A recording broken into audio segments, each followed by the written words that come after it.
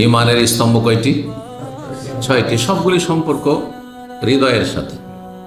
আল্লাহর প্রতি বিশ্বাস, ফেরেশতাদের প্রতি বিশ্বাস, আমানতু বিল মালাইকাতি, কিতাব সমূহের আসমানি কিতাব সমূহের প্রতি বিশ্বাস, রাসূলগণের প্রতি বিশ্বাস, তারপরে পরকালের প্রতি বিশ্বাস, মরণ থেকে শুরু করে জান্নাত জাহান্নামের যতগুলি স্তর রয়েছে, ভালো মন্দ তকদিরের প্রতি বিশ্বাস, সবগুলি সম্পর্ক আছে বিশ্বাস এবং মেনে নেওয়া অন্তরের সাথে। কিন্তু যখন বলবেন শুধু ঈমান শব্দটি বা মুমিন শব্দটি, যখন শুধু ইসলাম বা মুসলিম শব্দটি, তখন ইসলাম বললে ইসলাম ঈমান দুটোই তাতে শামিল, ঈমান বললে ঈমান ইসলাম দুটোই শামিল।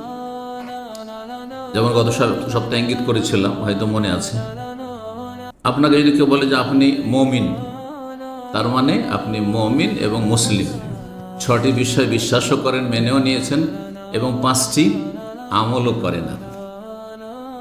যদি এতে ব্যতিক্রম থাকে তাহলে আপনি মুমিন মুসলিম কিছুই না, কোনোটাই না।